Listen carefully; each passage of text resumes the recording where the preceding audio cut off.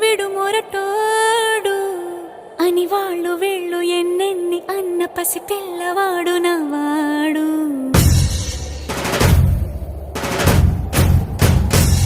విడు ముండోడు అని ఊరు వాడ అనుకున్న గాని మహారాజు నాకు నవాడు.